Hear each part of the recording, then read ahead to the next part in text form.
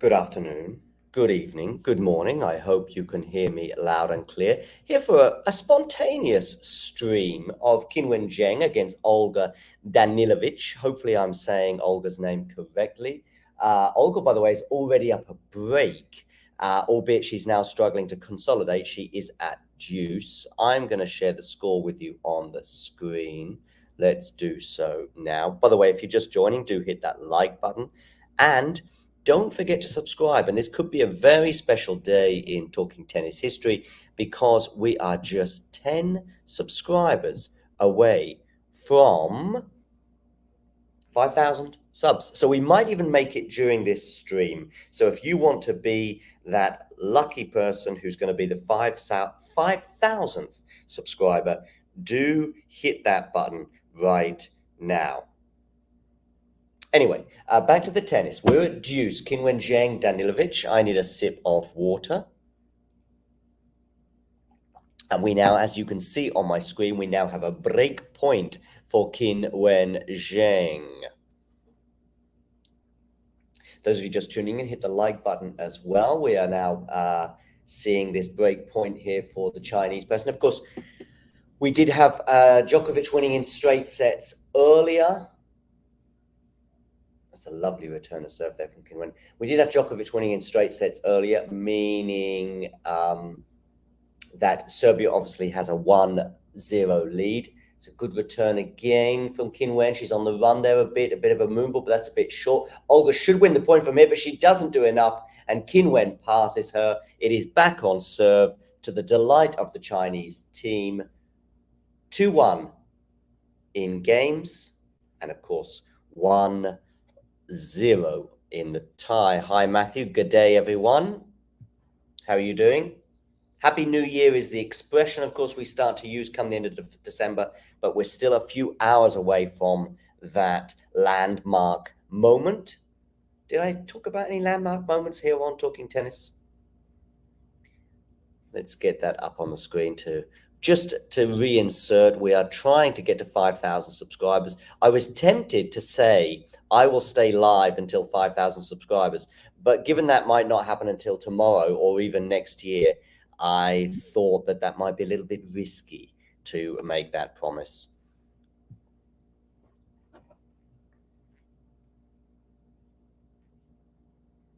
So we'll see. We'll see. We might make it during this stream. We might not.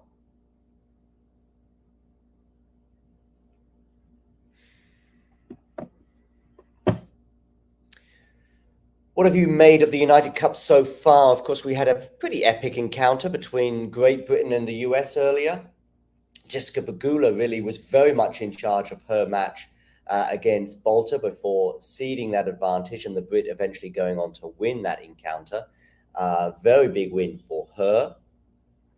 Can Bolter what's Bolter's ceiling? What's Bolter's possibilities for this year? Can she make top 30? Start getting seeded at slams? Is that too ambitious? Am I getting a bit too giddy with her potential? Anyway, the United States did go on to win the tie after Taylor Fritz won against Cam Norrie in straight sets. And they won the doubles as well. That was a much closer occasion, a much closer call. It was in a deciding set tiebreak.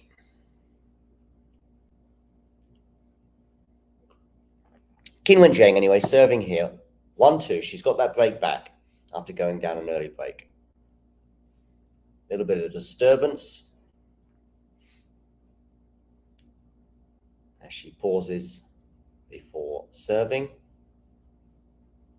Personally, I would like a home and away kit for there's still plenty of people still filing in, waiting to sit down. Come on. Yeah, I would like to see a home and away kit scenario just so we could, in a team event, I mean, I think individually it doesn't really matter, but in a team event, it's kind of nice when you see one team wearing one color and one another. So possibly Serbia's away color would be sort of white and blue. But anyway, maybe I'm splitting hairs. So Zheng serving 15 love. Into the backhand from Danilović. Of course, the lefty backhand, and Danilović tries to go for the lob, but it's too long, and it's 30 love. How are you doing today, Matthew, by the way? Do hit the like button. And I'm going to keep banging on about the 5K subs.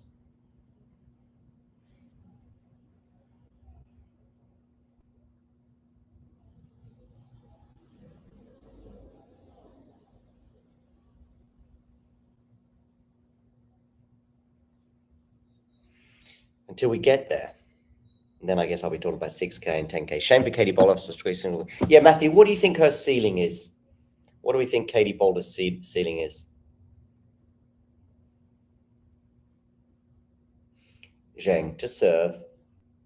Backhand return.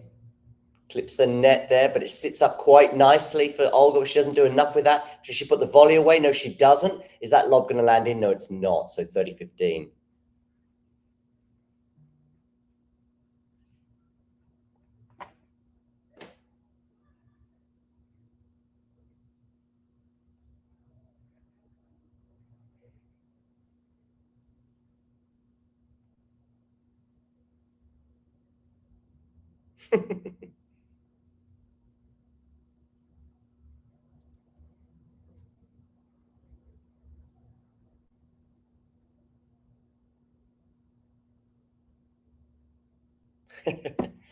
Sorry, I got a bit distracted there. Okay, 30 all now on the Zheng serve. So are we going to see another break of serve? Of course, we've already seen a couple already.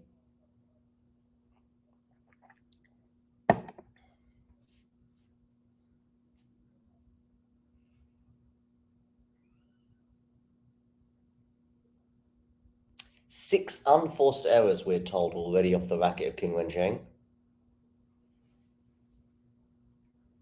Yeah, but some people might say, Matthew, that that's too ambitious even. I mean, I was just positing that. I think, getting seeded at slams, so 32 in the world would be a nice target for her. Zheng is upset with some people in the crowd, it seems. She's already sweating quite a bit. Maybe very, very humid in Perth, I don't know. Because it is on the coast, as are pretty much all the big cities in Australia. Qinwen Zheng still sort of pausing before serving. Goes down the tee, but she's gone long. Of course, Qinwen Zheng had a coaching switch in the last couple of months. Oh, she's really struggling with her service motion at the moment, or just serving in general. Throws the ball up and doesn't hit it. Now she does, the second serve. Forehand return is meaty from Olga. But now they're in the rally. Forehand, though, lovely forehand there from Olga. Olga in charge here. But now back at neutral. Forehand from Qinwen. Backhand is loose from Olga. She hit some nice strokes there to put herself up in the rally. She tried to go back on Qinwen, and it probably wasn't the worst idea in the world, but she just didn't go back far enough. So we're at 40-30. Probably at the next change of ends, I will take a break because I would like a coffee. And as you can see on the scoreboard, Qinwen has held.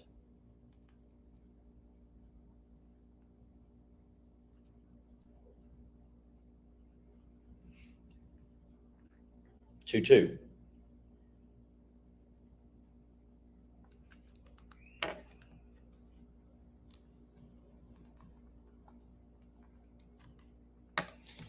So it's a big hold for her, especially at 30 all, and she was having a few issues there, it seems.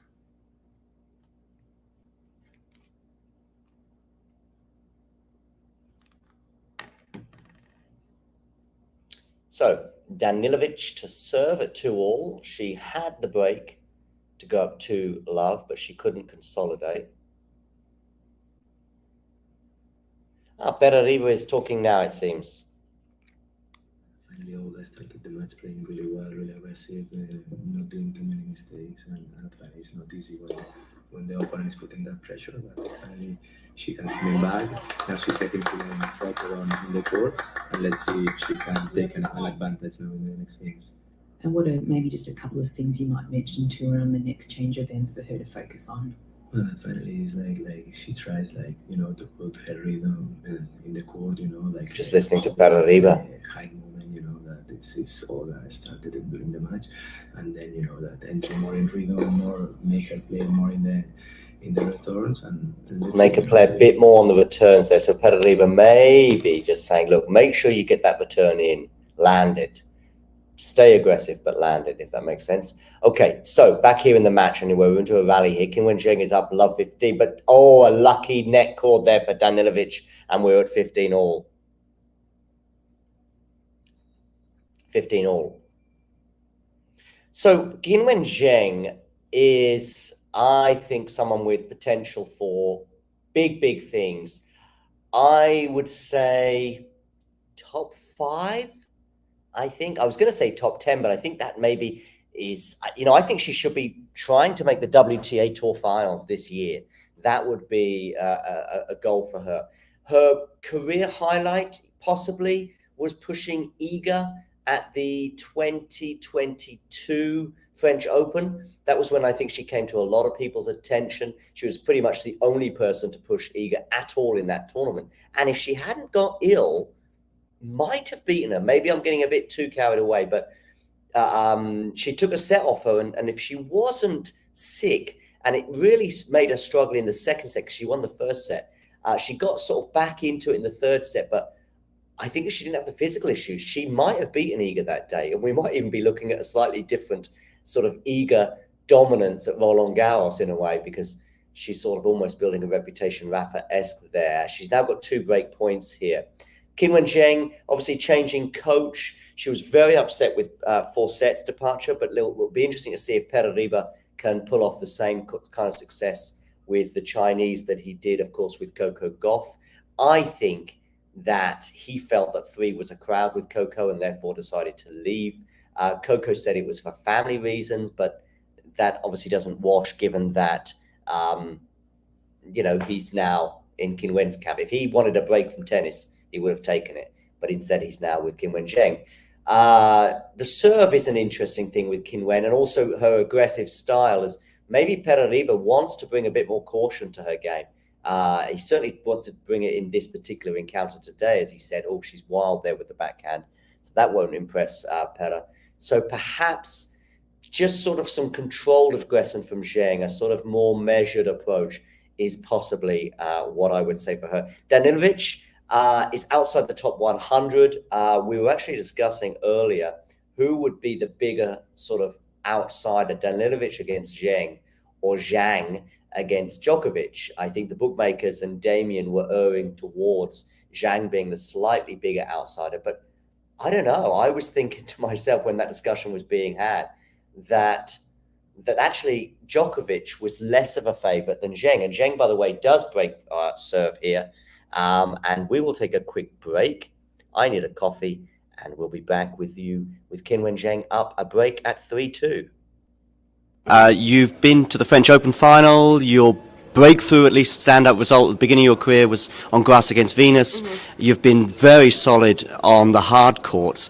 Is there a slam in particular that you go, I think that's, if I'm going to get one, the first one might come here, there, or where?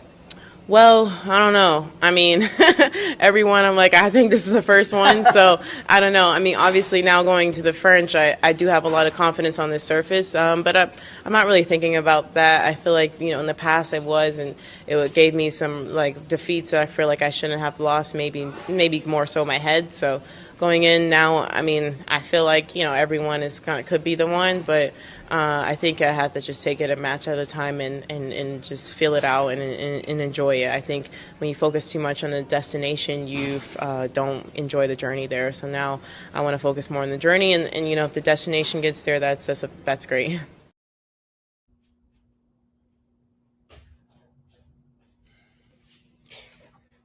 Back, ladies and gentlemen. Yeah, so I was positing that perhaps Qinwen Zheng had a better chance of beating Danilović, or Danilović had less of a chance of beating Qinwen Zheng than Zhixing Zhang. It was probably more about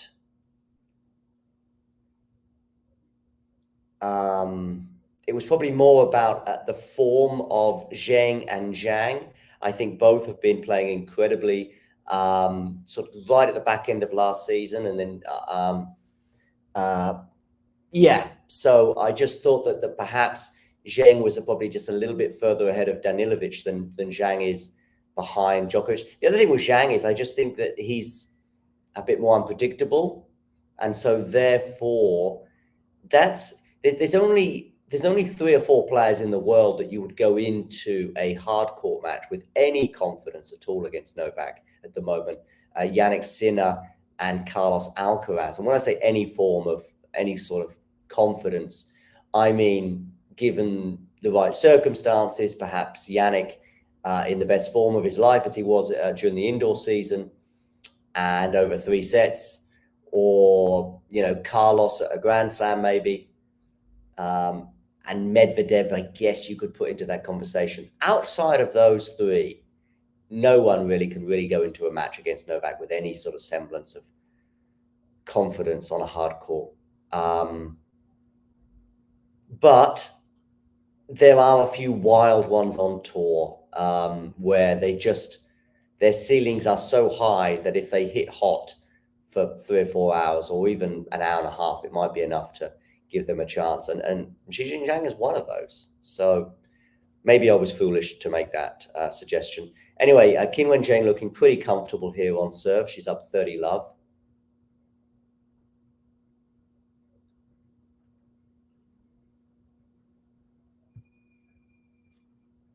So that's my overview of the 2 players.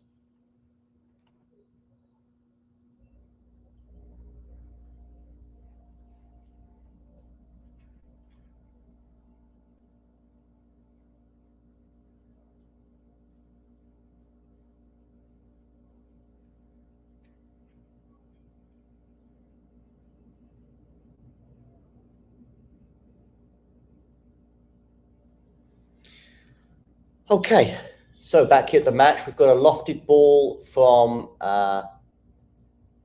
Zheng, which goes long, 30-15.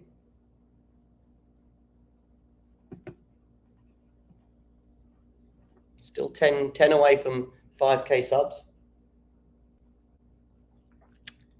Thought we might get there during this stream, but now I'm less confident.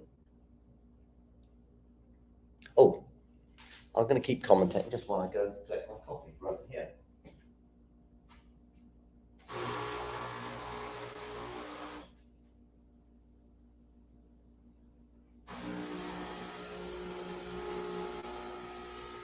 So 30-15, Qinwen Zheng serving.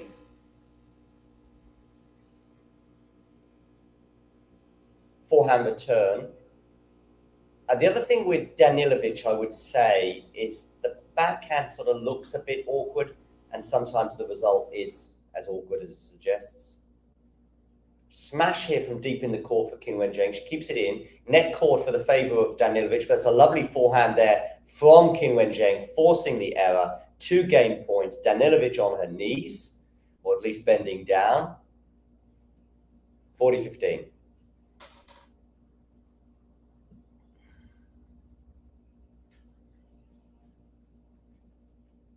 If you've got any more questions, Matthew, fire away. Questions? What makes the world go round? Let's say. Zheng sweating profusely there. Forehand return. Of course, Danilović is a lefty, but again, that was the forehand there looking a bit cumbersome, going long.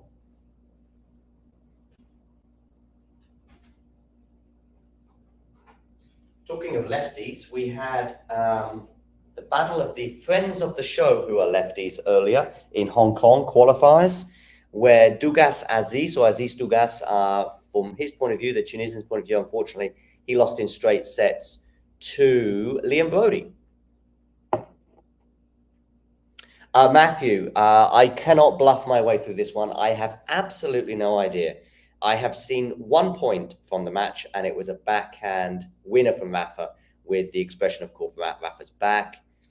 I saw that both players were all smiles as they came off the court despite the straight sets loss. I don't really know about Thompson in doubles, but I know Purcell is very handy in doubles, and perhaps that played its part. I was going to add that maybe Mark Lopez's either fitness or form, bearing in mind he's retired, may have contributed to their loss. But actually, a lot of people were saying, and this is not me, as I say, it is Damien and a few others, saying actually that Mark Lopez was the better player. So I don't know if that's a slight on Rafa or otherwise. But I guess the biggest Rafa news of today, no disrespect towards the doubles, is the fact that he's going to be playing Dominic Thiem. Lovely forehand winner there from Zheng. Danilović, though, throws up her arms and looks towards the bench. The news that he's going to be playing Dominic Thiem in the first round. Cheers, by the way. Happy New Year if it's arrived, which I don't think it has quite arrived probably anywhere on the planet. Has it arrived yet in maybe Fiji or somewhere in the South Pacific? Yeah, I saw those City shirt pics as well, Matthew. I also saw David Samuel putting on social media some of the team moments that they had. Zheng here really starting to turn the screw, by the way, 15-30. Seeking a double break, which would basically seal the first set. And then we'd be going down to the doubles. By the way, if we don't hit 5K during this stream, I might be tempted to keep going and do the doubles as well.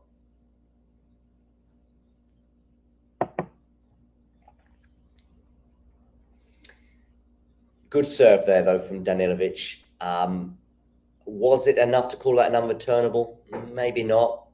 And that return there will disappoint Perariba, because that's exactly what he was saying on the bench just now, saying, listen, my advice to her right now is get your returns in.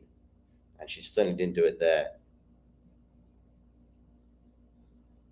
I can't remember, Matthew, but I will have a look in a second. But I'll tell you this.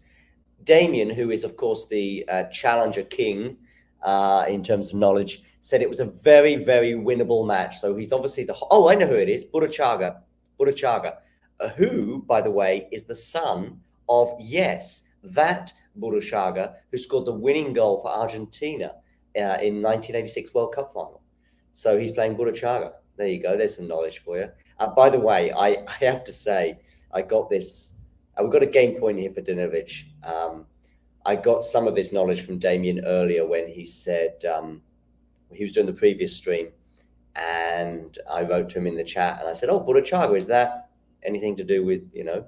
And in fact, before I could even finish my sentence, Damien said, yes, and it is that, but he is related to that Buruchaga. He's the son. So, yeah. So, but apparently it's very, very winnable for Liam. In fact, Liam's the hot favorite there. So that would be the second qualifier. My big question is, I'm not sure if it's 2 or 3 rounds of qualifier. What a return there from Zheng. Perariba loving that.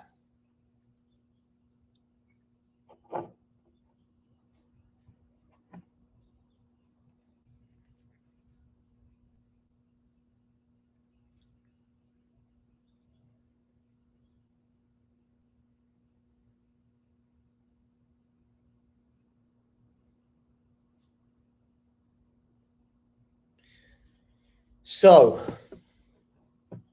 backhand into that net, though, from Qinwen Zheng means a game point for Danilović. Of course, Liam Brody is 108 in the world right now. The cut in Australia is quite low, I think, at the moment. In fact, I think it is 97 in the world, which is basically all 96 players that are available for the main draw are fit and healthy. Zheng goes long, by the way, so Danilović holds 4-3.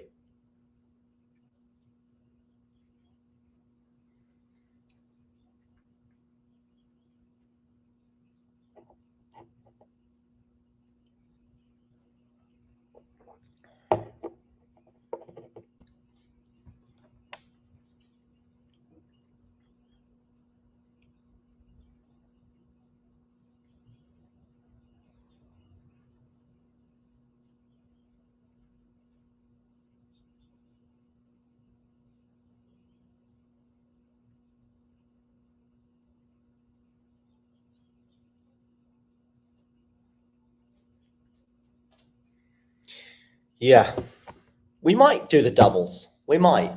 Unforced errors, by the way, 9 from each player, but they're coming in very different forms. Zheng's is coming maybe through a lack of patience, as you would expect, aggressive style. Danilović is just, dare I say it, level? Do you know what I mean? Zheng's getting 52% sorry of her first serves in Danilović, 81%. It might be an idea for her to sort of up the ante on the first serve, therefore. She's down a break, mind you, right now, and Zheng's about to serve, so the most important thing is that she gets that break back, of course, because time is running out in this set, 4-3.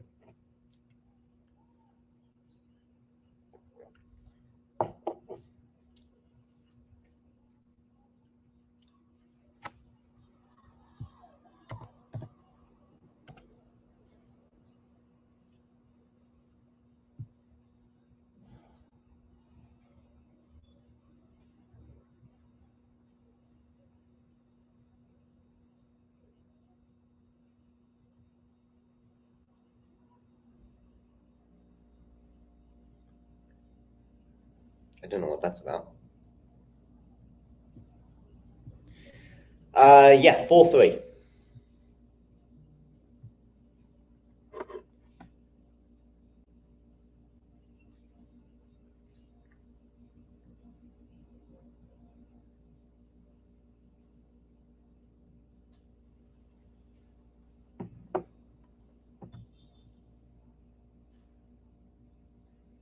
Love.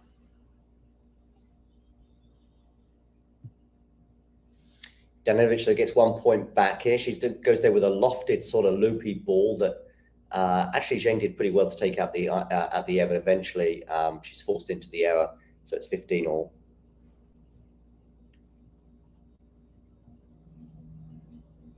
Make sure you hit the like button, by the way, people.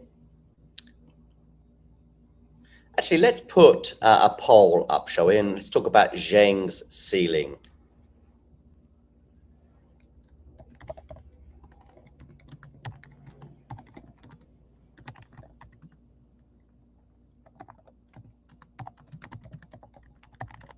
Where will Zheng finish 2024 in the rankings?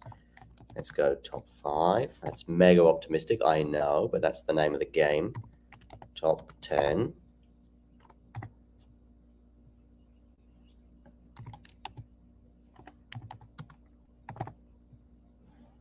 Top 20. Outside top 20. There we go. Get voting in that poll.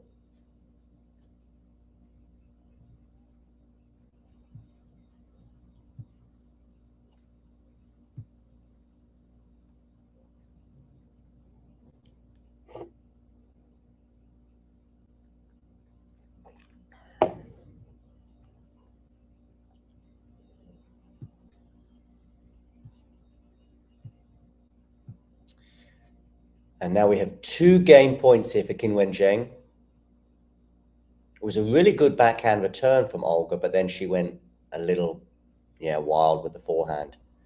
As I say, it's just erratic from Danilović, and Qinwen Zheng can be erratic, but in a slightly different manner.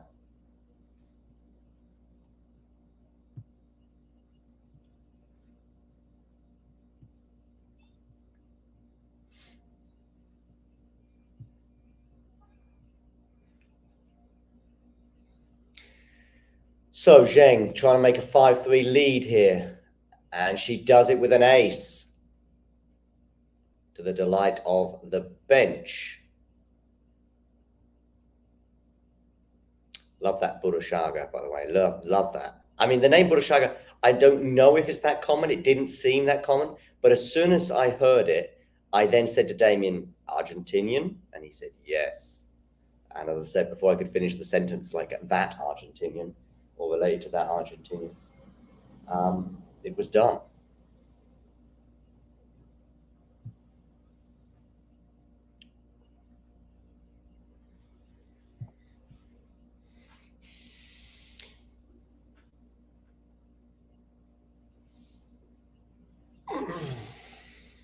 So 3-5, Danilović serving.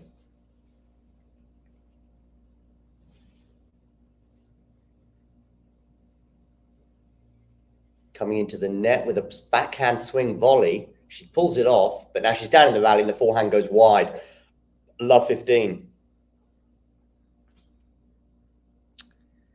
I mean, I've actually heard the commentary from other commentators, Matthew, but perhaps Barry Davies did the British one. The only thing I would say is it was the World Cup final, and I think in '86, John Motson pretty much locked in the big matches back then. John Motson, RIP, of course. I think we lost John this year. Calling him John, I don't know him, but I guess sometimes these people feel like a friend. Barry Davies was sort of the second kind of commentator the BBC saw it, but he might have been. I mean, it was the winning goal. I think I've seen it in Argentinian as well, but the Argentinian commentator, Morales, I think his name is, super famous for the sort of Maradona match.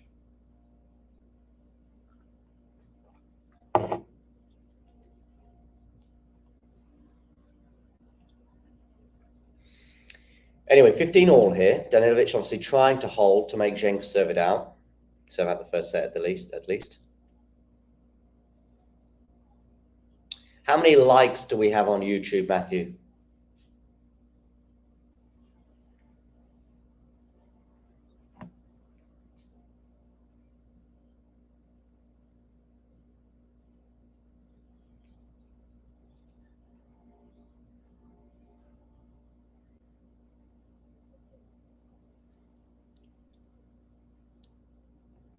Let's see if we can get to... We need to get to 10 likes as soon as possible. We might even be on 10 likes. I don't know.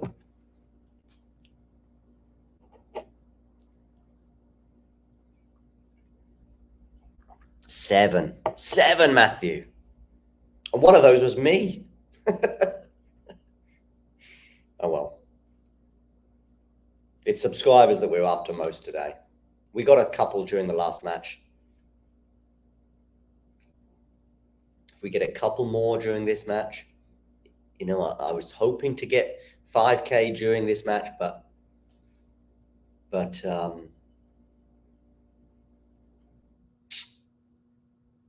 if we got a couple more, that might be enough to just get us over the hump before midnight.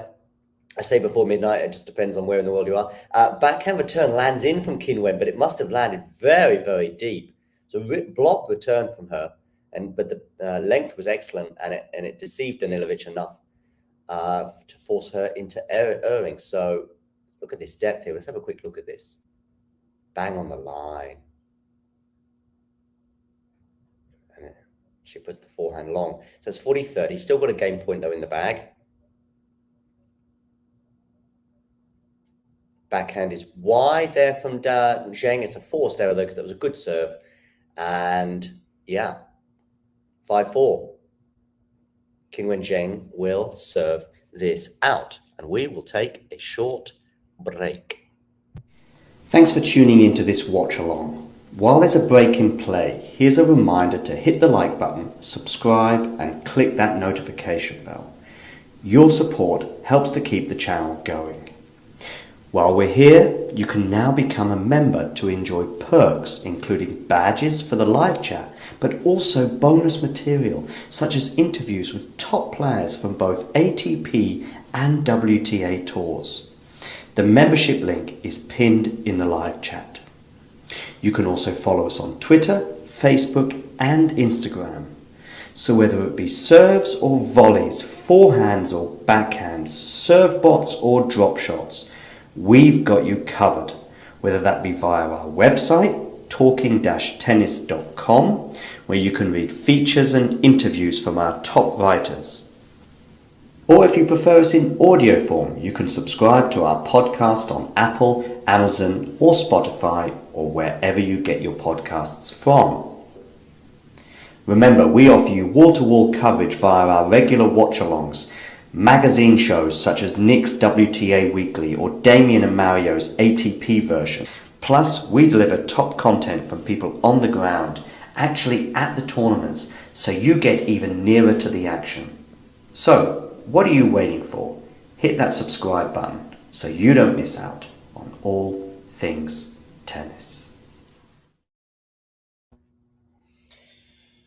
All things tennis indeed.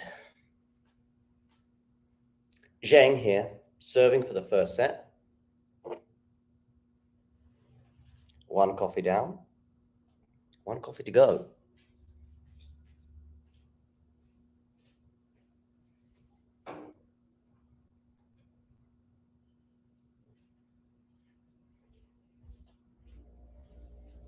Second coffee of the day. Fun fact, Damien doesn't like coffee. Or he doesn't drink it anyway. Oh, that's pretty hot. Live on air, you just saw me recoil from the heat of that coffee. Okay. Zheng to serve. Second serve, forehand return is decent, but maybe could have done with a bit more depth there. Oh, and again, Danilović. Listen, I'm no coach, but there's a technical issue with both the ground strokes on the back and the forehand side.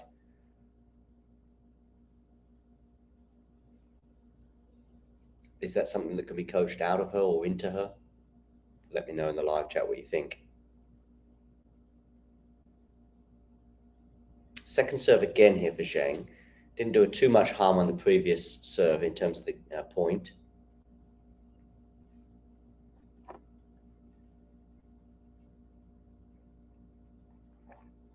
Oh, and Zheng goes long there. So it's 15 all.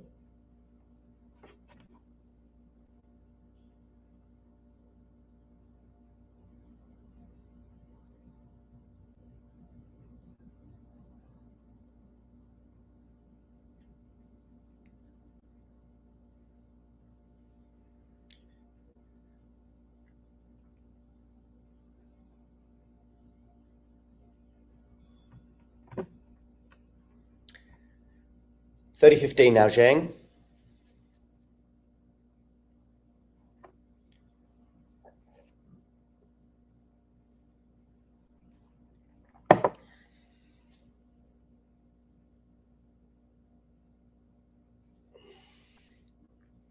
Serves into the net. It's going to be another second serve for Danilović to look at.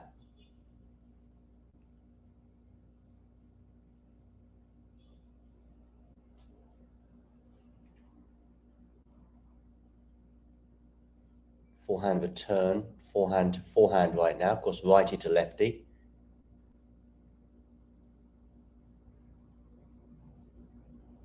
Oh, and Zheng goes wild with her backhand. I think she was sort of getting a bit annoyed and didn't really want to be in that backhand to forehand exchange. So she pulled the trigger with a backhand down the line that was wide. And probably that rally in itself is probably a sort of an example of where players don't like playing lefties. It can sometimes, when you're in that sort of backhand to forehand exchange cross court, it can be a little tricky to get out of. Just ask Roger Federer that on clay against Rafa.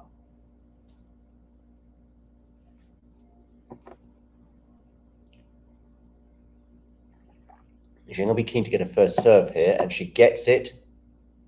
And it's an unreturnable. It was a really good first serve from Qinwen there.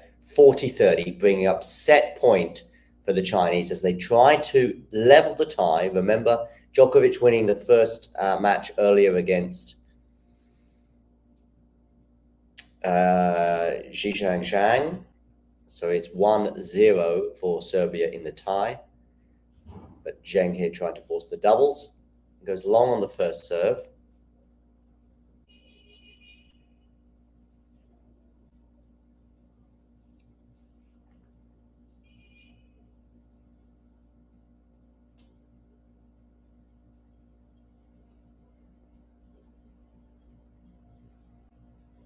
Forehand here. Now we're into that exchange that I was telling you about. And Zheng goes long on the backhand. Deuce. You can see Zheng just getting a bit annoyed and a bit frustrated at times during these rallies. But she's still just 2 points away from stealing the first set. But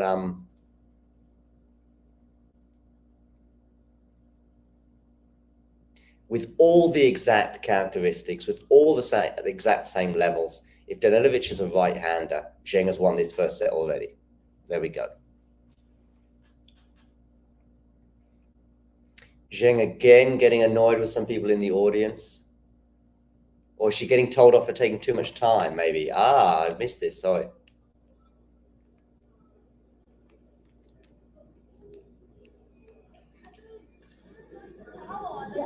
Yeah, she's got a warning. Oh no, she's lost her first serve. My bad. And a big serve here, big second serve. She's lost her first serve. It must have been her second warning over taking too much time. Oh, she got lucky as well with that second serve. She realised it's a second serve? I mean, she went for the first serve there, as the commentator is saying. She must know it's a second serve. Maybe she's just annoyed. Okay, she gets the second serve in there. And she goes long on the forehand, Qinwen. Losing it a little bit mentally, I would suggest. Break point, Danilović. Hit the like button, people. 7 likes is pathetic, particularly when one of them is me. And another one was probably by mistake. And another one was a dog crawling over their keyboard. So, you know, we need more likes, people. Break point, anyway, Danilović.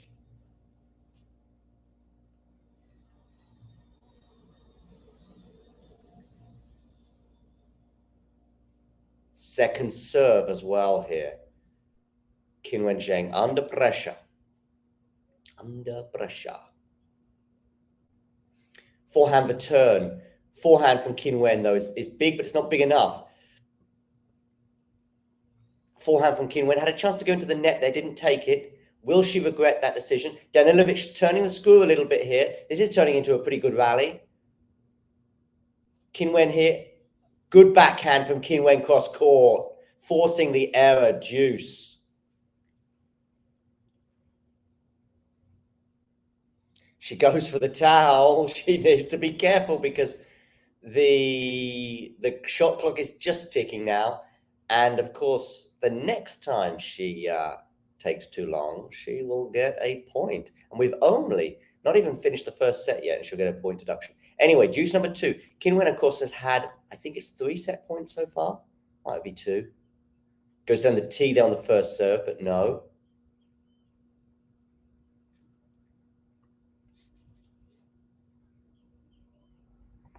Ten of you tuning in. That means we need 12 of you now on YouTube. We should be at 12 likes by now, therefore, but we're not.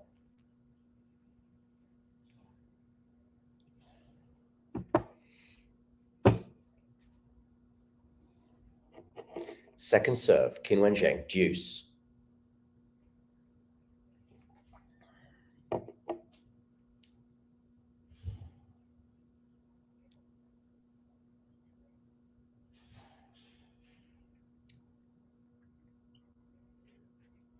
Are we going to see a double fault here? I mean, I just feel like something's coming, really. She's going... No, it lands in. What a cultured return that was from Danilović. She's now... Oh, lovely winner there. Clenched fists. Take a bow, Danilović. Members of Djokovic's team backstage watching. I think the fitness guy is an Italian, but he'll be... What about that for return, by the way? It was effective. I mean, it was a body serve.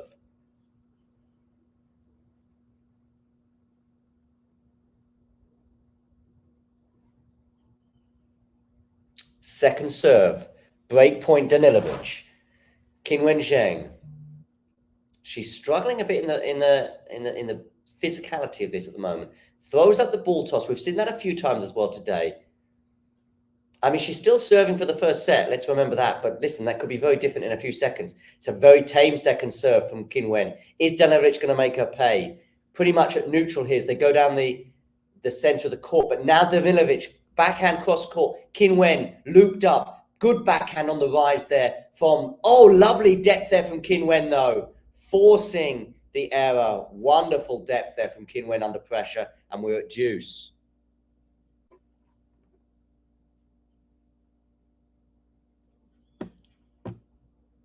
Please hit the like button. And of course, if you are new to the channel on YouTube, smash that subscribe. We've got 22 people watching on YouTube right now, and about 10 of you for sure have not subscribed. If all 10 of you just click that subscribe button right now, we would zoom up to 5,000 subscribers. Talking of zooming, Zheng is trying to zoom towards this first set. She now has a set point. Perariba on his feet. Turning into quite a battle right now. If Danilović can keep this physical and force a third set, maybe she will become the favourite, which would be quite a feat, bearing in mind I was saying she was very much the outside at the beginning. It's another cultured return. They're looping up, almost miss-hit return. Another moon ball from Danilović. Maybe this is a tactic for this particular point. Zheng, though, rising to the occasion, backhand cross court, wins the point, wins the first set. China and Zheng take a 1-set-to-love lead. That was over 10 minutes, almost 10 and a half minutes, that game. It was a fairly epic one. Not sure how many deuces. Over an hour for that first set, which is pretty lengthy for what was just 10 games.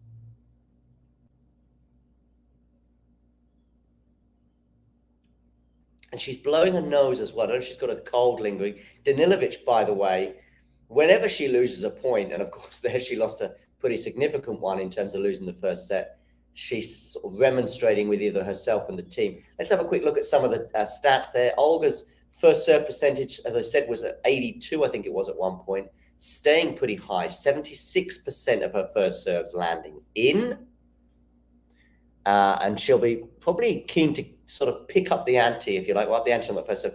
Qinwen Zheng, on the other hand, just 47% of her first serves landing in. She's winning 72%, but probably not getting enough of her first serves in. Sounds like I'm being a bit hard on Qinwen in that, you know, she seems like she's struggling a bit physically, even mentally. I think she was getting quite annoyed at various points there with the umpire, for example, losing her first serve after taking too long between serves, and she was upset by that and seemed to be a bit rattled.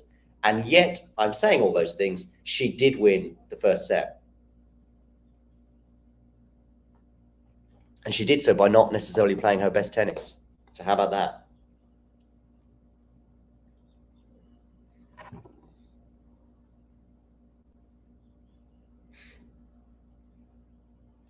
Ooh, 9 subscribers away from 5K. Whoever that was who hit the like button, sorry, whoever that was who hit the subscribe button, thank you very much. Most of you are probably thinking, we might hit subscribe or hit the like button, but maybe stop singing. All right, get back to the tennis.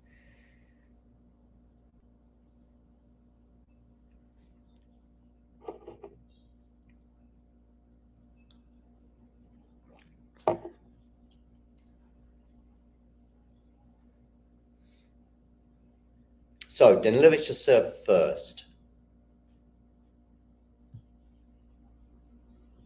Alexandra, thank you very much. I know a couple of Alexandras. I don't know if you're one of them, but anyway, welcome. And thank you for, I'm guessing when you said you did, I think that means you hit subscribe. Welcome as well. You are new to the channel. Where are you from, Alexandra? Or where are you watching from? Let us know as well in the live chat, all of you, where are you tuning in from?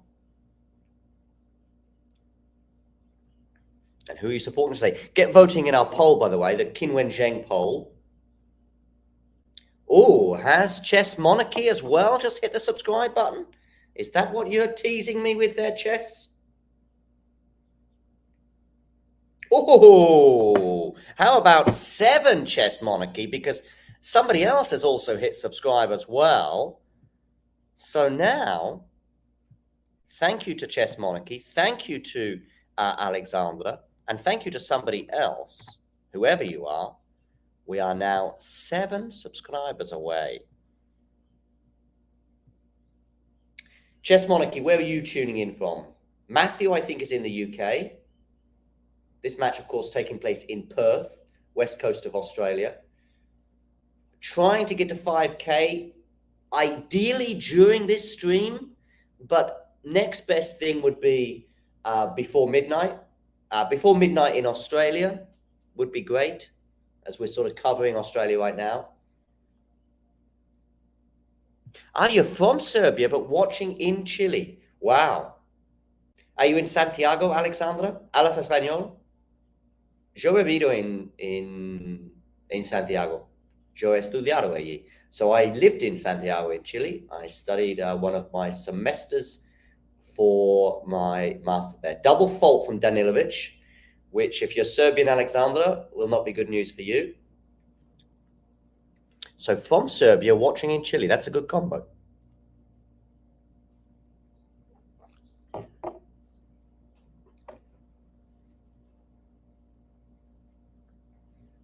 I keep clicking refresh on my phone to see how many subs we have, and we're at 4993.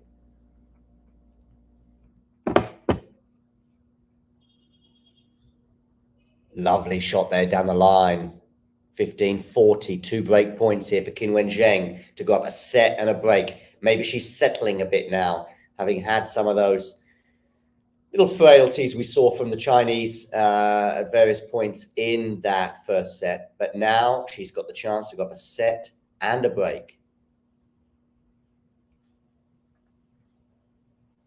She's hit double the amount of winners to Danilović. I guess that isn't a surprise. 12-6. Still hoping, Alexandra, that Olga can win. Do you speak Spanish, Alexandra? And where in Chile are you tuning in from? Are you in Santiago? You live in Chile, I guess, or are you there on holiday? Oh, miss-hit forehand from Danilović, meaning 1-love Qinwen Zheng. And the set and the break. So your hopes for an Olga win are receding. Our chess monarchy is in Serbia. So we've got a couple of Serbians here in the live chat. Great. And thank you for tuning in, and thank you for subscribing. How long have you lived in Santiago? Alexander, we're having a chat here. How long have you lived? It's only because I lived in Santiago. I'm thinking about. It's unlikely, but I'm thinking about going to Santiago for the tennis in February for the tournament. Are you studying or are you working in Santiago, Alexandra? I was there in 2017, just for 6 months. Did a little bit of traveling, went to Valparaiso. Am I right? Is that the name of it? Valparaiso on the coast? I think it's Valparaiso, sort of hipster place on the coast. I did stand-up comedy in Chile, in Santiago, in some of the Irish pubs in Santiago. Also did stand-up comedy in Valparaiso. Did it in Spanish once as well. There's a YouTube clip out there of me doing it in Spanish on my channel, John Silk. It has like 30 subscribers, my YouTube channel, which I barely update. But if you go to YouTube and put John Silk in, you'll probably find me, and feel free to subscribe to me there. But more importantly, you've subscribed to Talking Tennis. But if you want to watch me doing stand-up, there's some of my stand-up on YouTube, some clips of me doing it in Spanish in Seville. I think there's a clip of me doing it in Spanish in Santiago, and there's some clips of me doing it in English in Germany. Anyway, there we go. Stand-up comedy, hey? Oh, wow. You've been there for 20 years, Alexandra. So we would have coincided. I was there in 2017. Maybe you know some of the pubs that I've been to. I lived, by the way, close to the Alameda, the long sort of street. Qinwen Zheng there getting a little impatient. Give me the ball, she says. Probably a little bit worried about the 25-second limit.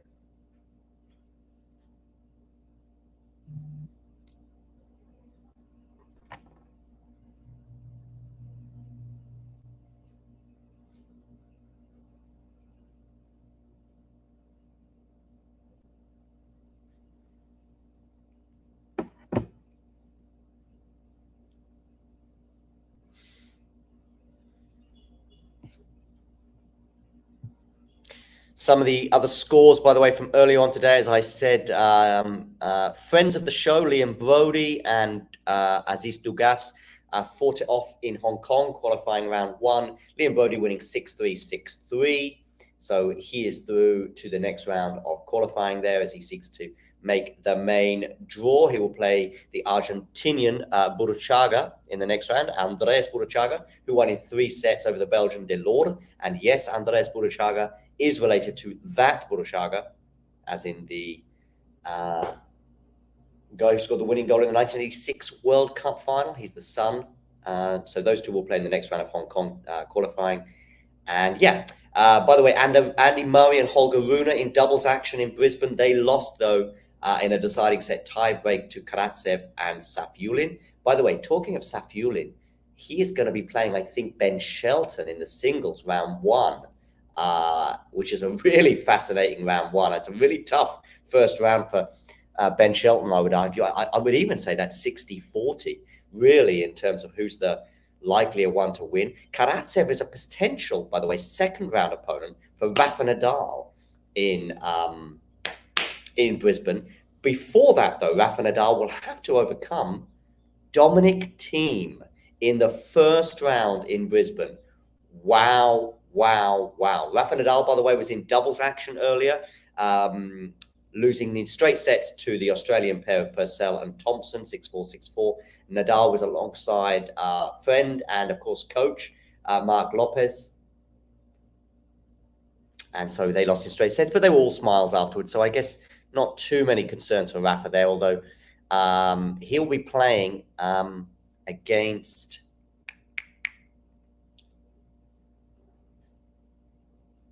Dominic Thiem, first round. Hi, Ramkur Mur Fan TV. What a name that is, by the way. Asking for some doubles insights. Give me a few seconds on that one. I just want to see if we've got any more subscribers. No, we haven't. So we're still 7 away. Ramkumar Fan TV. I will give you some insights after you click subscribe. You hit that subscribe button, and I will give you some insights on the doubles for sure. I think it's a fair trade. By the way, you may have already subscribed. If you have, fine. Just let me know in the live chat. Just say, just hit subscribe, or I've already hit subscribe, something like that. And I'll give you some insights to the doubles. I think, oh no, I'll keep my powder dry. Thank you, Ram Kumar Fan TV. Excuse my, but where are you tuning in from, Ram, by the way? I'm going to call you Ram, if that's okay. Wow, thank you, Ram, by the way. I can see now you've just hit subscribe. So I'm going to update the banner to meaning 6 away now from 5K, which is just epic. We might get there during this match, but probably we might need to see a third set here. And Qinwen Zheng is not doing us any favors. I will come to your question in a second. I promise you that. But Qinwen Zheng has 2 break points here for a 3-love lead. Backhand return, though, is into the net. It's a good first serve from Danilović, so it's just 1 break point now. Give me a second, Ram, and I will address your question in a second.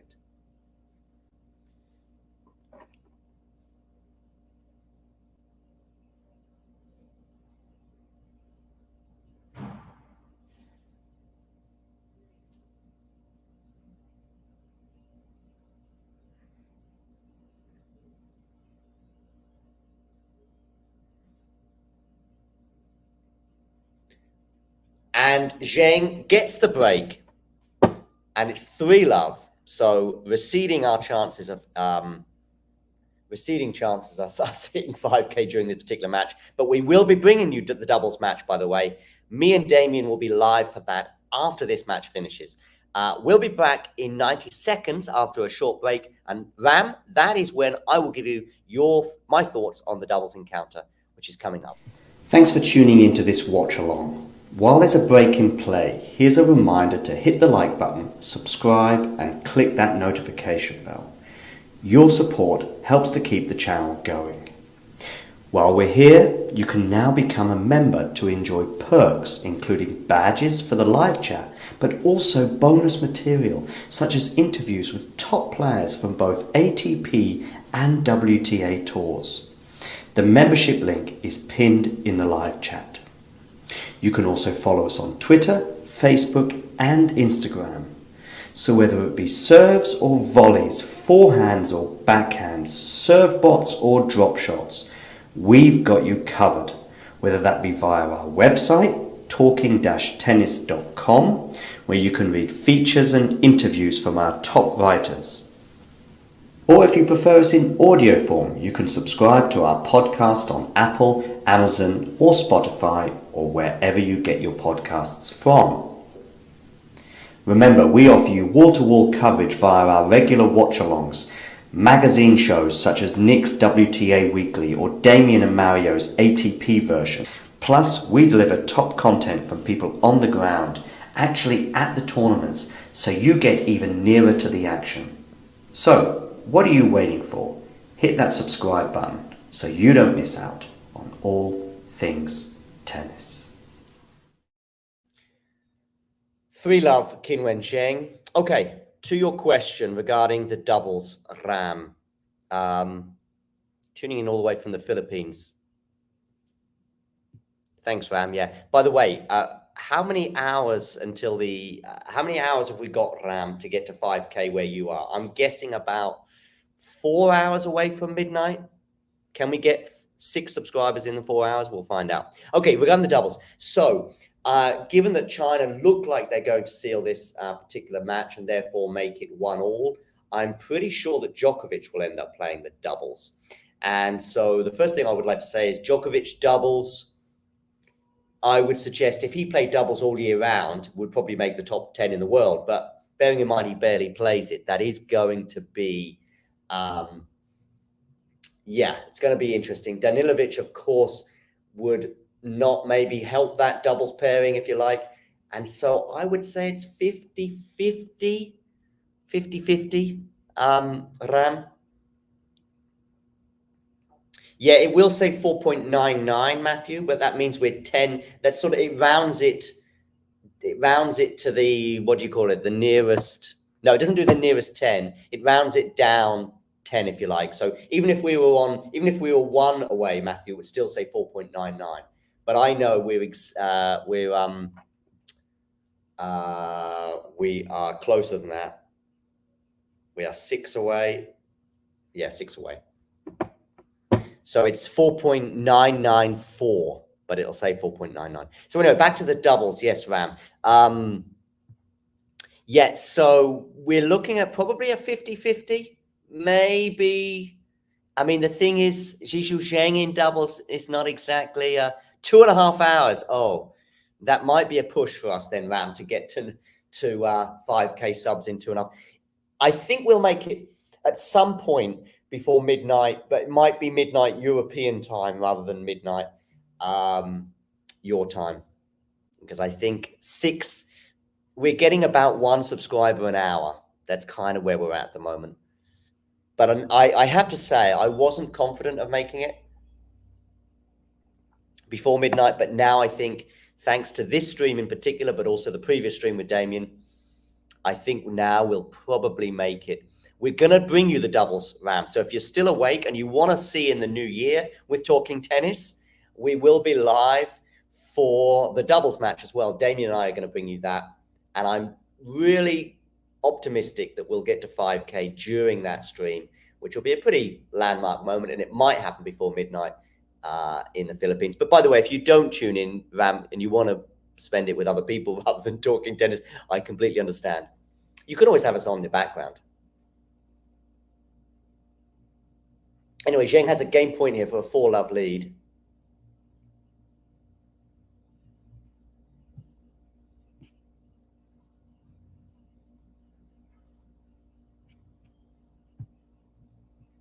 And she takes it. So 2 games away from sealing the match and therefore the tie.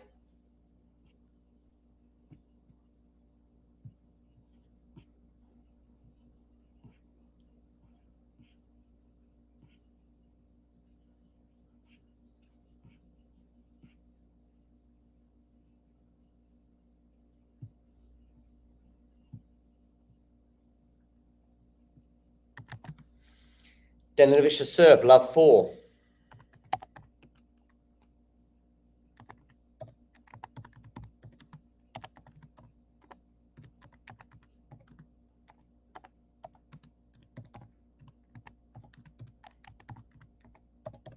By the way, for doubles insights, I would certainly recommend checking out Will Buchek and Hanlon Walsh and their joint project, the Tennis Tribe, on Twitter. They cover all things doubles.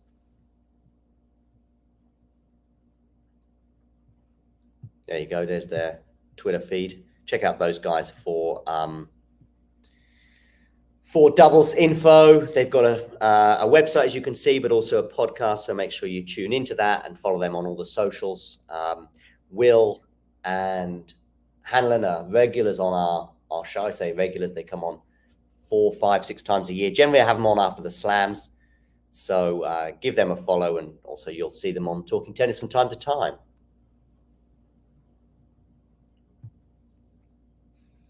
Danilović trying to get on the board here. She's at 30 love. But it's, of course, a long, long way back for her right now in terms of this match down a double break. Qinwen there just asking some people to settle down, but she's giving them the thumbs up. I think she's in a much better mood right now than she was half an hour ago when she was struggling to serve out that first set. Zheng nets, so it's 40 love. A clenched fist there for Danilović. She's not giving up just yet. How many likes have we got, by the way? Have we got to 10 likes yet, Ram, for this stream?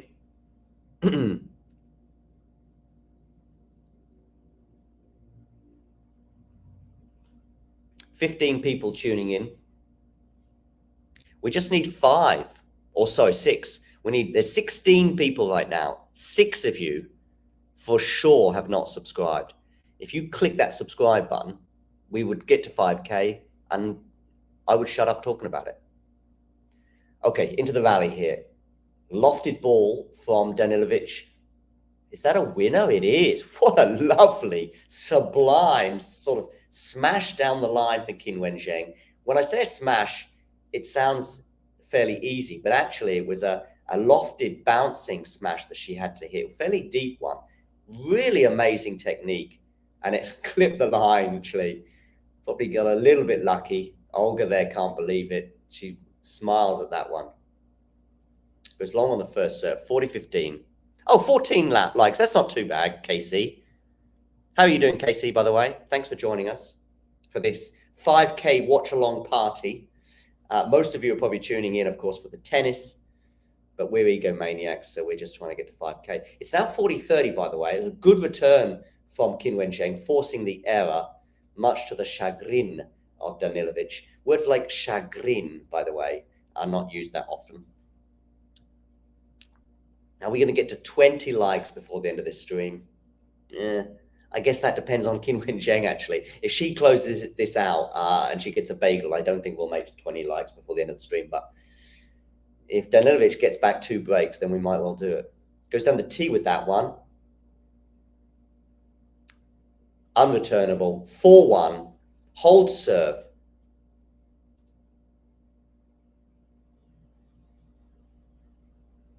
And it's 4-1. Or I should, 4-1. So Qinwen Zheng still with a double break advantage. So still looking very good for her, looking very good for China as she heads towards a probable straight sets win, setting up the doubles encounter, which you will get here on Talking Tennis. And we have just added a subscriber. So we are now 5 away from 5K. 5 from 5.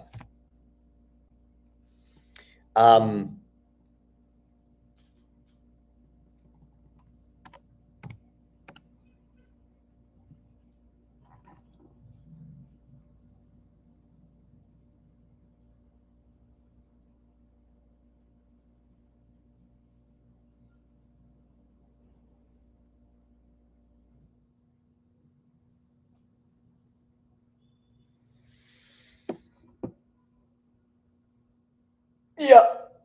Stretch, if you don't mind.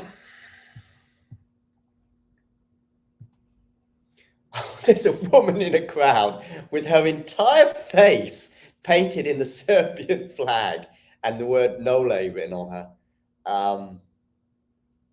I mean, I've never seen someone of that age with their face painted, and more than that, like it seemed like it was just, there was not a single millimeter left there. Hi, Anastasia.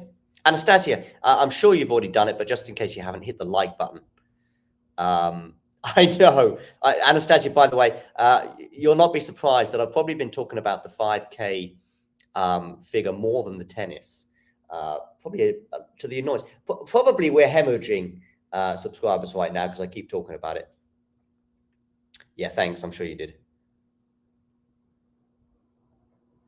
Rafa and Osaka, yeah. By the way, not much talked about, but we will be saying goodbye to John Millman during the Australian Open. He's retiring.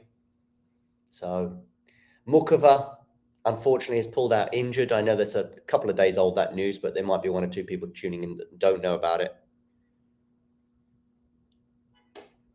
Anastasia, I nearly tweeted or put in the headline something like live until 5. In other words, I'm staying live until we get to 5K subscribers. But I thought that would be risking it a bit too much, and I might be here until gone midnight and therefore miss out on those. Oh, that's a horrible forehand swing volley into the net. Horrible swing volley. By the way, a little more insight for you regarding the doubles coming up. Ram was asking a question earlier about the doubles, and this is what I would like to say. Probably my sort of analysis was as messy as it likely to be on court, because none of the 4 players are really double specialists. So it's like the blind leading the blind, and therefore in Damien's opinion, Djokovic will be the best doubles player on the court, which gives you an idea. That's not to downgrade Djokovic as a doubles player, but he's just someone who barely plays doubles. By the way, what a stellar lineup on the Serbian bench we've got now. We've got the Croatian Goran Ivanisevic sat behind Troitsky. Of course, Troitsky is the Davis Cup captain as well as the United Cup captain. I saw some people calling for his resignation after Serbia lost their semi-final to Italy, but I thought that was a bit harsh. An ace from Qinwen Zheng.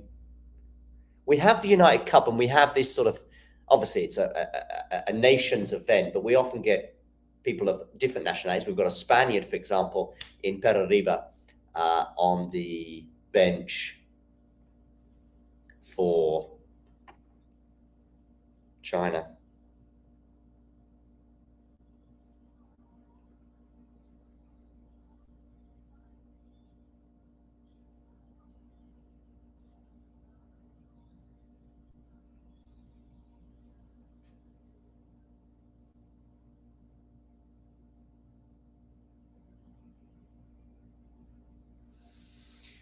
Danilović serving here, 1-5.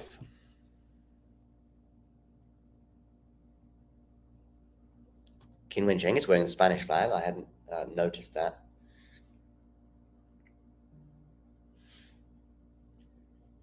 Yeah, might as well. Anastasia, might as well. Yes, Jane. Sorry, I'm just seeing this. Yeah, I did get a haircut. You know what? You're watching on YouTube, Jane, and hardly anyone. I think one person mentioned it to me in the last week that I've come across, and I mean, a lot of those people in the UK and therefore wouldn't have seen me with the longer hair, because basically I got it cut in the UK. But yeah, you're one of the only people that's mentioned it. But yeah, I have got a haircut. A trim. It's a cut. 15 all here, by the way. Danilović serving. So yeah, doubles. Regarding the doubles, just quickly, yeah, pretty messy. None of them are double specialists, and in Damien's opinion, Djokovic will be the best doubles player on the court. Hi, Alski. Nice of you to join. I think Alski may have become a member, hence the ability to do the wave that Alski has done. So thank you. You can become a member too. Just hit that join button. And from as little as $2 or €2 a month, you can get perks, such as little abilities to do stuff in the live chat like that. But you'll also get some extra footage. We often, particularly when we're covering tournaments, we'll put a few bits of bonus material for members only, but there's plenty of videos out there already for you if you're a member, extra that you get as a member compared to just the rest. But if you just hit subscribe, that's enough. Oh, cool. 18 likes. That's not too bad. I know, Jane. Diego didn't make it through qualies. Yeah. Tough times for Diego fans such as Jethro. Back into the forehand now. Qinwen will be keen to get out of this dynamic, and she does. But that's a lovely backhand there from Danilović, forcing the error, and she now has 2 game points. Alski, I'm guessing you're already a subscriber, so I don't need to beg for your subscription. KC, well, regarding Hong Kong, in the battle of the friends of the show between Liam Brody and Dugas Assis in qualifiers earlier, Liam Brody won in straight sets, 6-3, 6-3, backhand into the net there from Danilović. By the way, I'm watching on YouTube. I know that some countries have YouTube. I don't know where you're watching from and whether you can watch on YouTube, but where I am, I can watch YouTube. And we've got it here. But I know some European countries have it available in YouTube and some don't. Down the tee ace there from Danilović, and she does hold serve. So Qinwen Zheng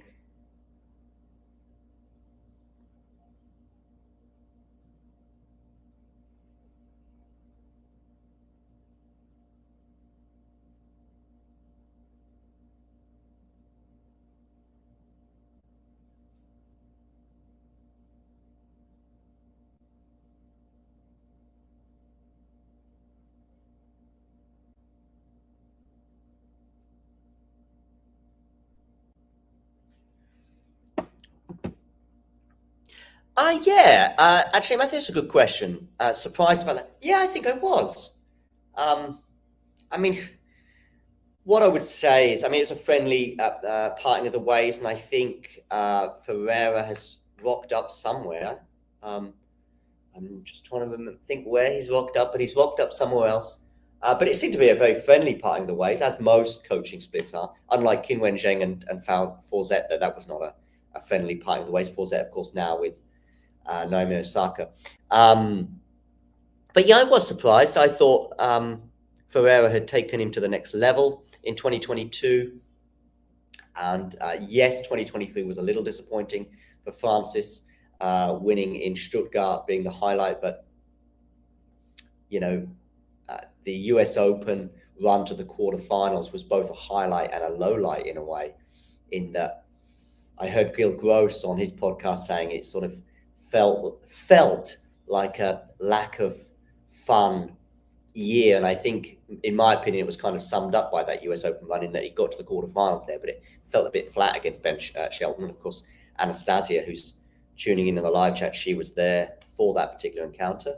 She was for most of the matches during the US Open. I think it might have been Anastasia also said the same in terms of all the vibes were coming from Ben that day, and not many from Francis. Perhaps he's citing 2023 as a sort of a year where he just needs some fresh energy. Maybe just needs another voice. Can help. But Francis, I'm sure, is an energy player and a vibe player who'll be looking for upswing in fortunes. Qinwen here, by the way, serving for the match and therefore forcing, then making the doubles tie, not forcing. The doubles ties are all happening because, of course, best second place. So a lot of you might be tuning in thinking, if it goes to 2-0, which is almost certain this won't, but if it goes to 2-0, why do they play the doubles match when, of course, in Davis and Billie Jean King Cup they don't? Why? Because that third match is not a dead event, in that 2-1, a 2-1 loss followed by a 2-0 loss, a 2-0 win may well mean you qualify for the next round as one of the best runners-up, if you like, in the groups of 3. Britain are in that sort of possibility right now because they lost just 2-1 earlier, very painfully against the US. In fact, Anastasia and I, we should be kind of enemies right now, bearing in mind the UK and the US were fighting it out for that tie earlier, in the US squeezing through or squeezing the victory 2-1 on the deciding set tiebreak in the doubles. Katie Bolter, what a win for her, by the way, over Jessica Pegula. Saw her tweeting to her delight, 2024, here I come, she said. Oh, lovely backhand winner on the rise there for Qinwen Zheng. 3 match points. 3 match points for Qinwen Zheng and therefore China to level the tie.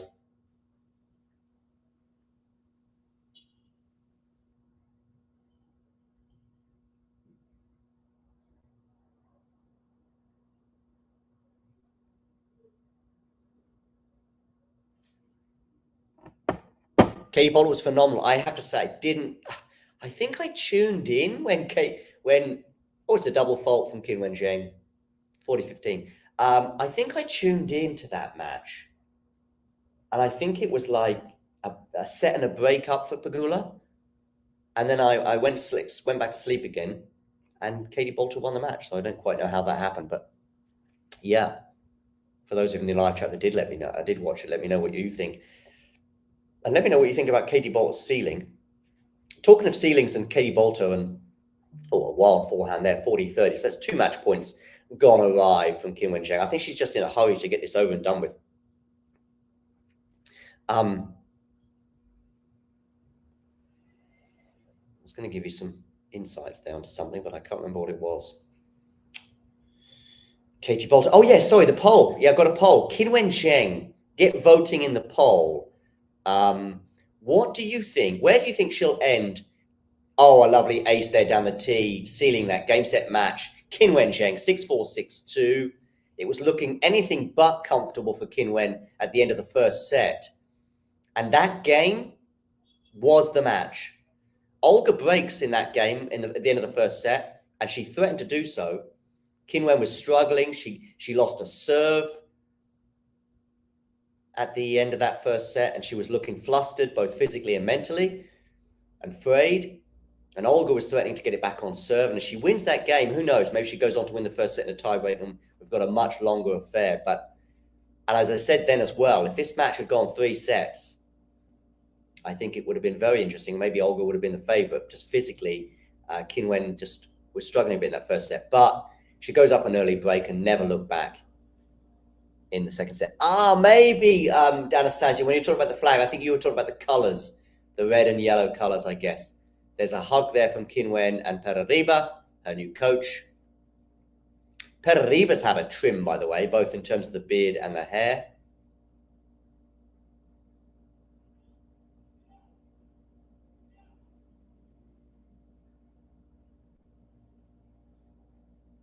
Looks like he wants to have a chat with Qinwen.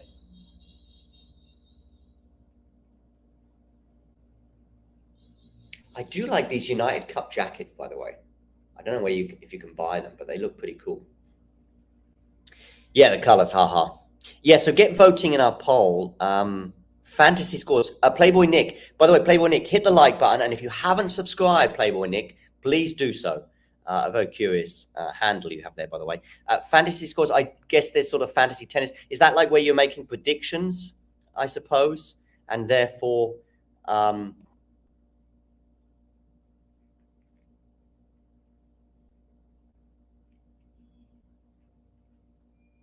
Anastasia, why don't you join for the doubles?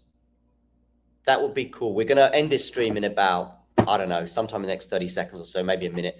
Just need to send a message. Just a second.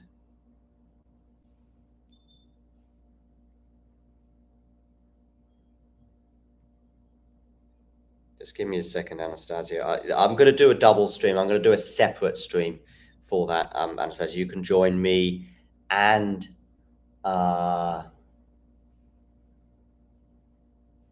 Damien.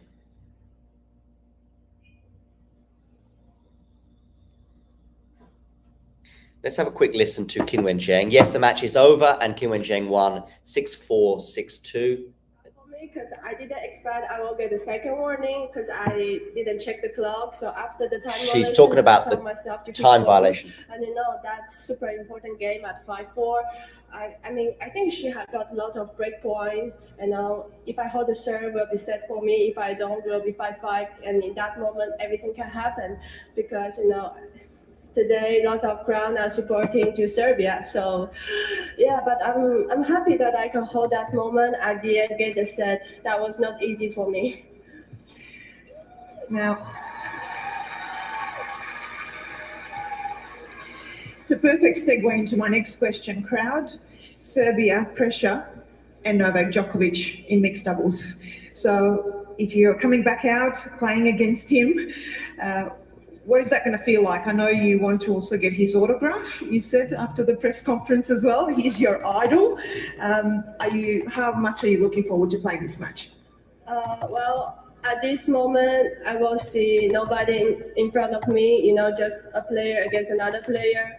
And I will try to give my best, doesn't matter who is in front of me. And the photos, let's see after the match. Depends if we win or not. Because if we lose, I'm going to have bad mood. But if we win, I'm going to ask the photograph. Yeah. All right, well, congratulations. I hope you heard that okay. So she's talking about the doubles and match, of course, gentlemen, that she's going to be playing against Novak Djokovic shortly. It'll be her and Zheng alongside each other. Zheng and Zheng alongside each other in the doubles against Djokovic and Danilović.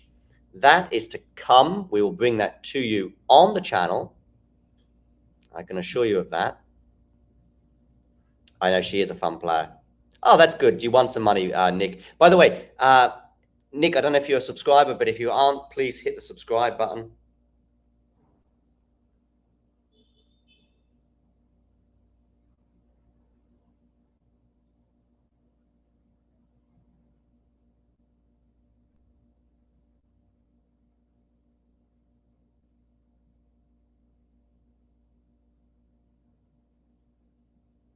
Cool.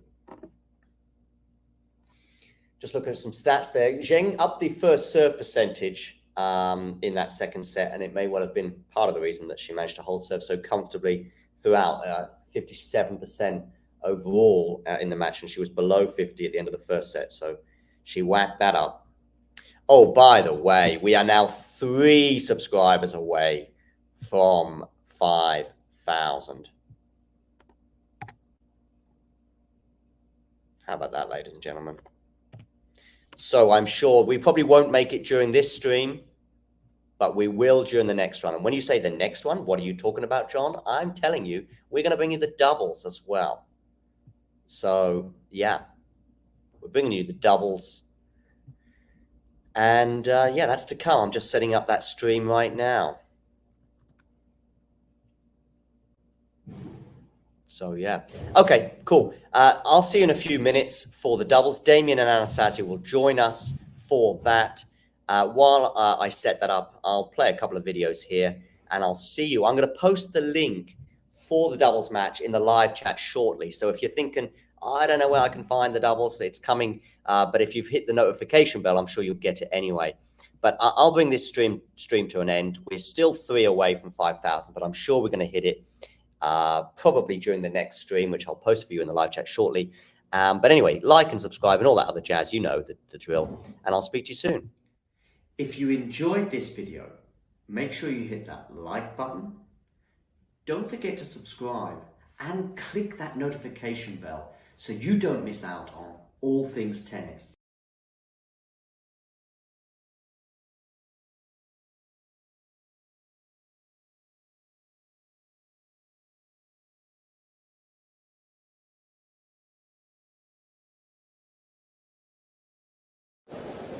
Ready? Play.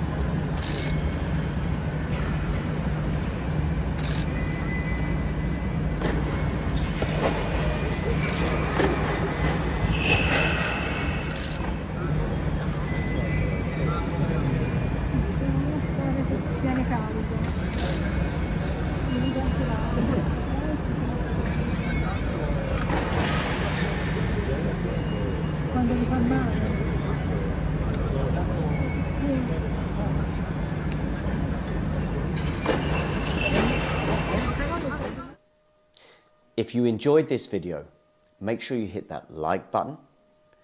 Don't forget to subscribe and click that notification bell so you don't miss out on all things tennis.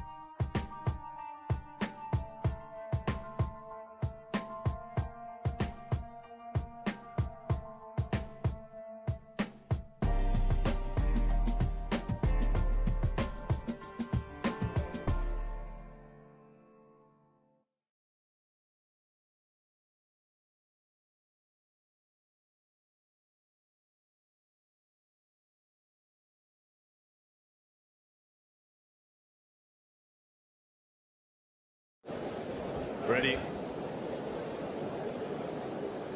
Play.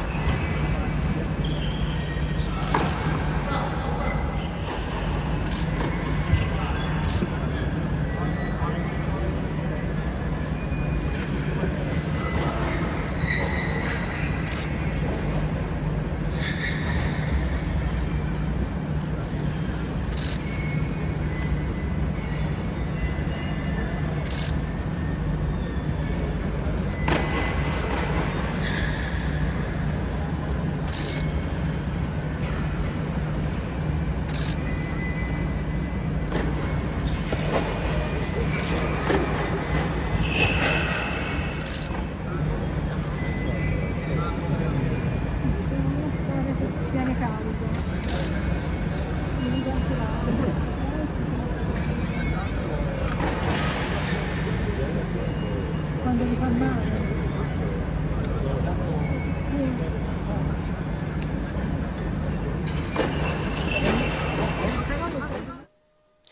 If you enjoyed this video, make sure you hit that like button. Don't forget to subscribe and click that notification bell so you don't miss out on all things tennis.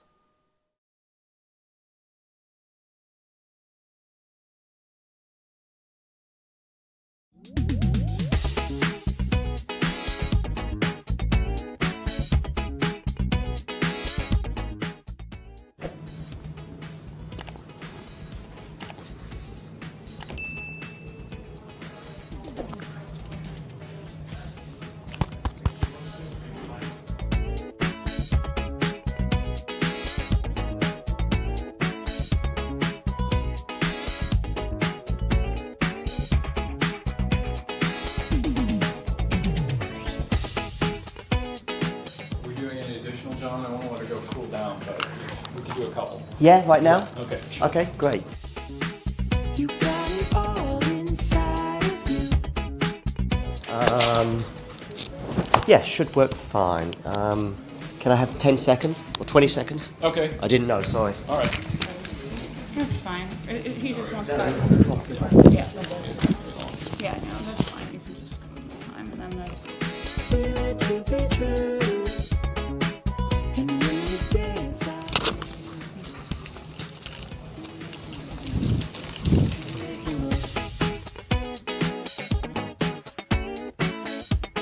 Yeah, sure. Is it okay to stand here or you'd rather sit down there? Where do you want me? Standing here? Here? Is okay? Okay, yeah. I don't want to, make you stand up for too long. Okay, let me just check the camera's on. Yes, it is.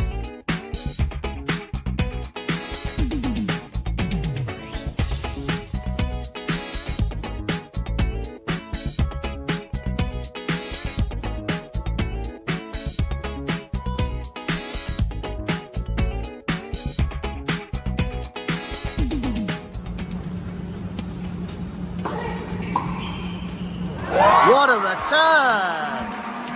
Leila Fernandez! Take a bounce!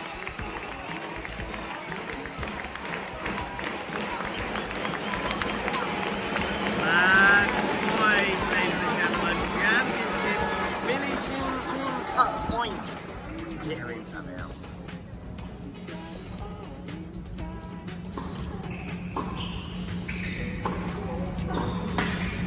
What attack! What defense! Wow! Wow! Look at this!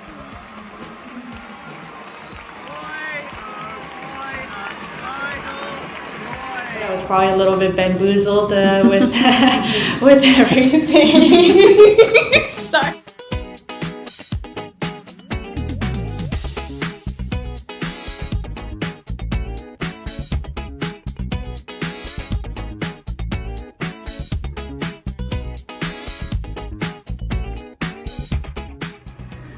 And Billie Jean King Cup 2023, that's a wrap.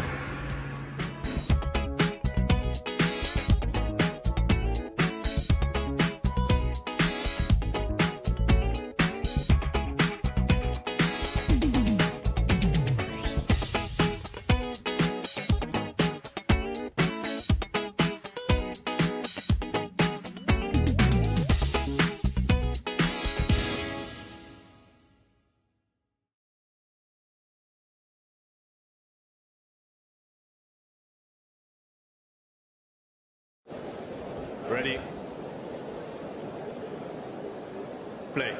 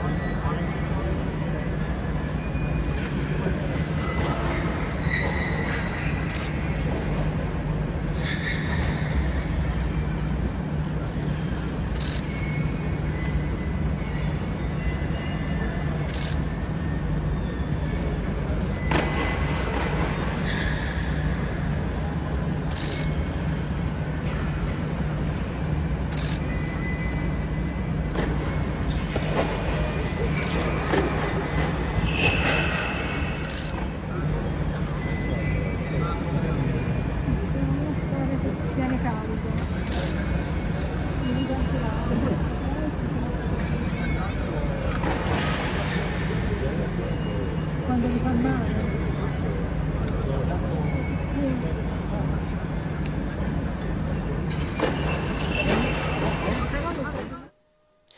If you enjoyed this video, make sure you hit that like button.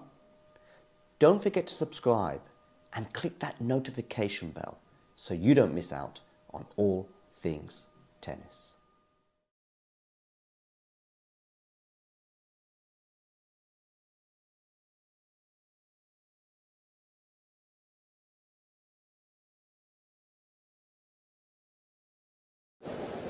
Ready? Play.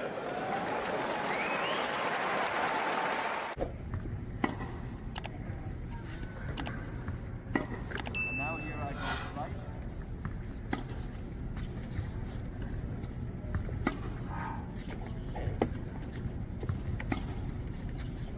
And this is normal flat. So see, sometimes you don't actually, sometimes you don't. And now here I go slice.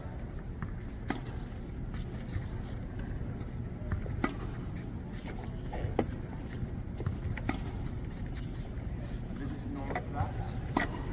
So see, sometimes you don't actually, sometimes you don't. And now here I go slice.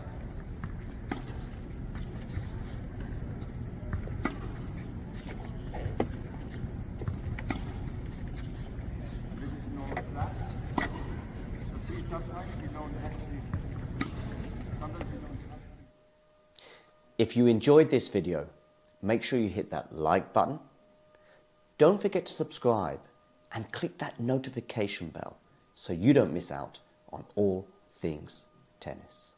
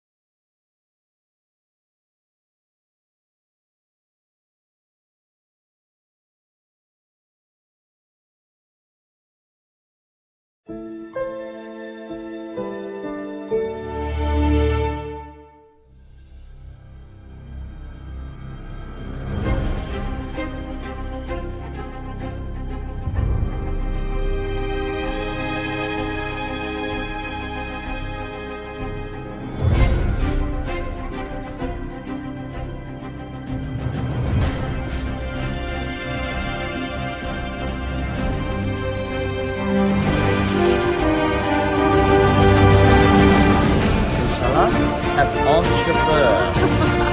Shisha.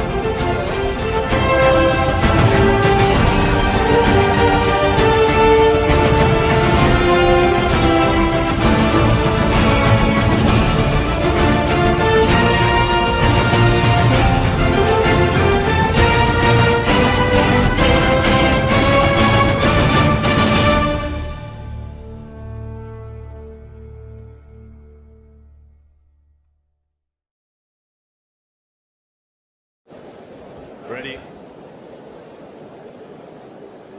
Play.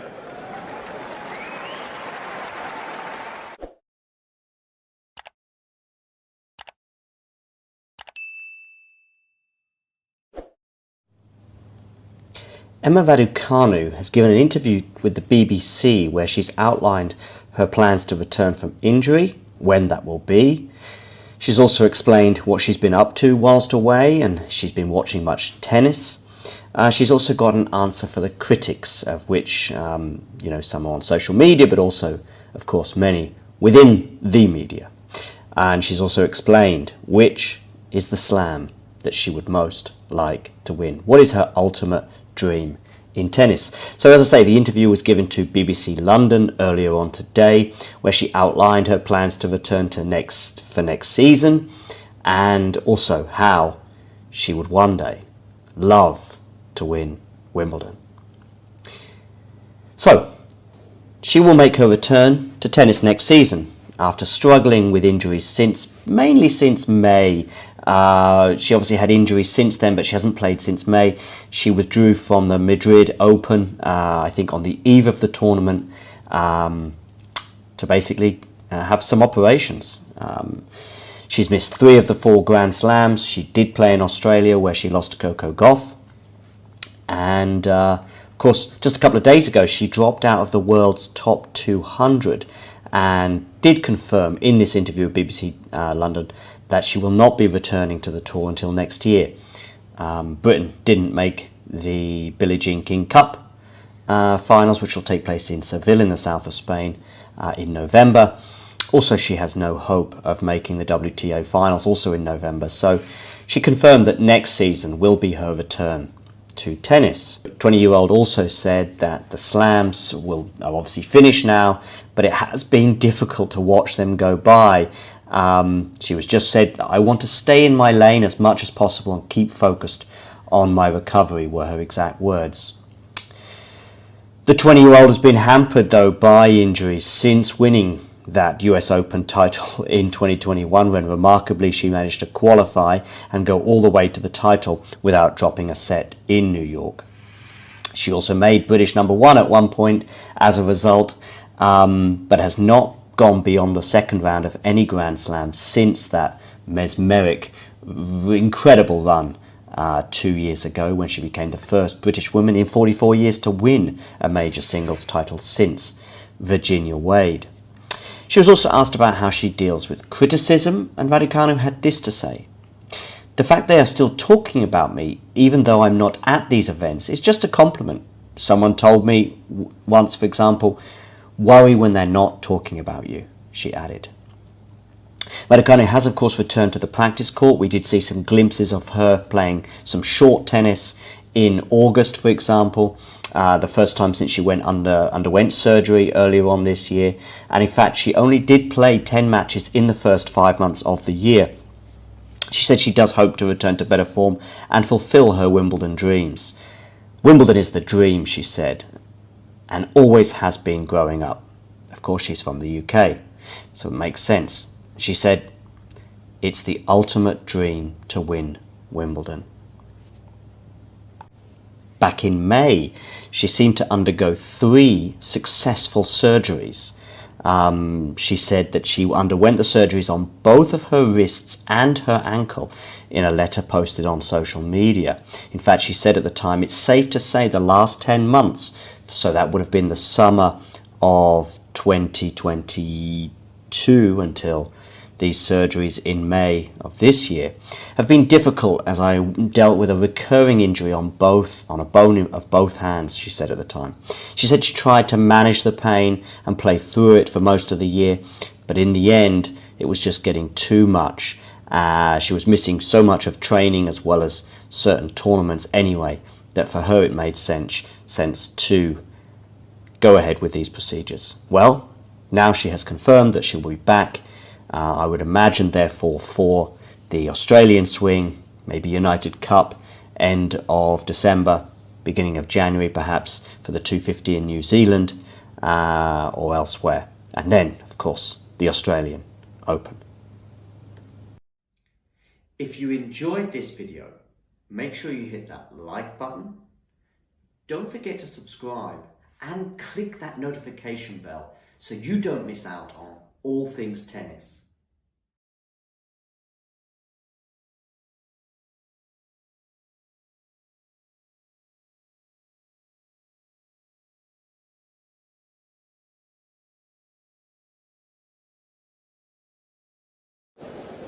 Ready?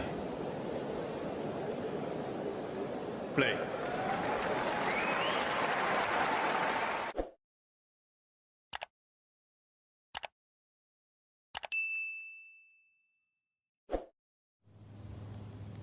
Emma Raducanu has given an interview with the BBC where she's outlined her plans to return from injury, when that will be.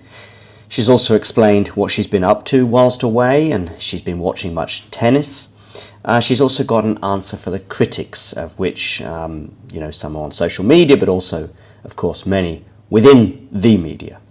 And she's also explained which is the slam that she would most like to win. What is her ultimate dream in tennis. So as I say, the interview was given to BBC London earlier on today, where she outlined her plans to return to next season, and also how she would one day love to win Wimbledon.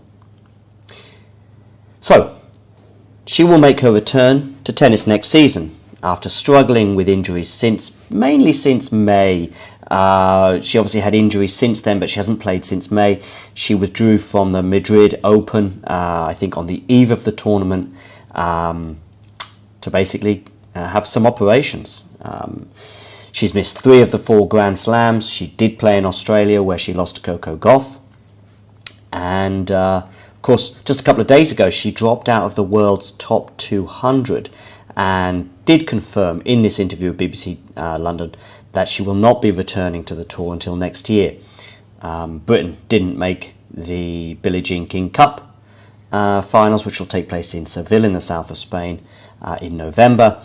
Also, she has no hope of making the WTA finals, also in November. So she confirmed that next season will be her return to tennis. 20-year-old also said that the slams are obviously finished now, but it has been difficult to watch them go by. She was just said, "I want to stay in my lane as much as possible and keep focused on my recovery," were her exact words.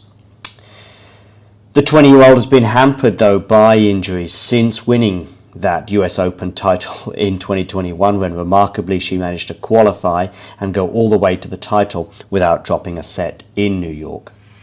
She also made British #1 at one point as a result, but has not gone beyond the second round of any Grand Slam since that mesmeric, incredible run 2 years ago, when she became the first British woman in 44 years to win a major singles title since Virginia Wade. She was also asked about how she deals with criticism, and Raducanu had this to say: "The fact they are still talking about me, even though I'm not at these events, is just a compliment. Someone told me once, for example, 'Worry when they're not talking about you,'" she added. Raducanu has, of course, returned to the practice court. We did see some glimpses of her playing some short tennis in August, for example, the first time since she underwent surgery earlier on this year. And in fact, she only did play 10 matches in the first 5 months of the year. She said she does hope to return to better form and fulfill her Wimbledon dreams. "Wimbledon is the dream," she said, "and always has been growing up."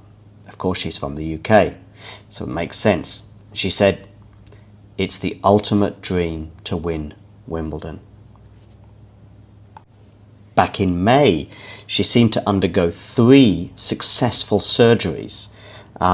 She said that she underwent the surgeries on both of her wrists and her ankle in a letter posted on social media. In fact, she said at the time, "It's safe to say the last 10 months, so that would have been the summer of 2022 until these surgeries in May of this year, have been difficult as I dealt with a recurring injury on a bone of both hands," she said at the time. She said she tried to manage the pain and play through it for most of the year, but in the end it was just getting too much. She was missing so much of training as well as certain tournaments anyway, that for her it made sense to go ahead with these procedures. Well, now she has confirmed that she will be back. I would imagine, therefore, for the Australian swing, maybe United Cup, end of December, beginning of January, perhaps, for the 250 in New Zealand or elsewhere. And then, of course, the Australian Open. If you enjoyed this video, make sure you hit that like button. Don't forget to subscribe and click that notification bell so you don't miss out on all things tennis.